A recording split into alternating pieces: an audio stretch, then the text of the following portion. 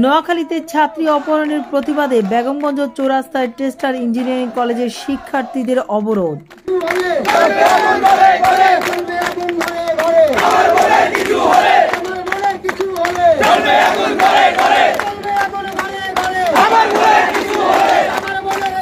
নোয়াখালী বেগমগঞ্জ চৌরাস্তা এলাকায় অবরোধ করে বিক্ষোভ করছেন টেস্টার ইঞ্জিনিয়ারিং কলেজের শিক্ষার্থীরা। জানা গেছে 12 মার্চ আজ রাত 8টার দিকে ইনস্টিটিউট এক ছাত্রীকে দুর্বৃত্তরা অপহরণ করে। এই ঘটনায় ক্ষুব্ধ হয়ে শিক্ষার্থীরা আজ রাত 10টার দিকে বেগমগঞ্জ চৌরাস্তায় বীরশ্রেষ্ঠ রুহুল আমিন চত্বরে অবরোধ সৃষ্টি করেন।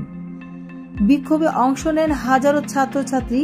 অপহরণকারীদের দ্রুত গ্রেফতার ও ছাত্রী নিরাপদ মুক্তির দাবি জানান। বিক্ষোভের কারণে নোয়াখালী লক্ষ্মীপুর সড়কে যান চলাচল সম্পূর্ণরূপে বন্ধ রয়েছে, ফলে যাত্রী ও পরিবহন চালকরা চরম ভোগান্তিতে পড়ছেন। বেগমগঞ্জ থানার পুলিশের একদল ঘটনাস্থলে উপস্থিত হয়ে বিক্ষোভ ও অবরোধ নিয়ন্ত্রণের চেষ্টা চালাচ্ছে।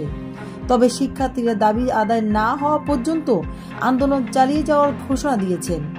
এই ঘটনার পর এলাকায় চরম উত্তেজনা বিরাজ করছে। নিরাপত্তা নিশ্চিত করতে অতিরিক্ত পুলিশ মোতায়েন করা হয়েছে বলে জানিয়েছেন স্থানীয় প্রশাসন।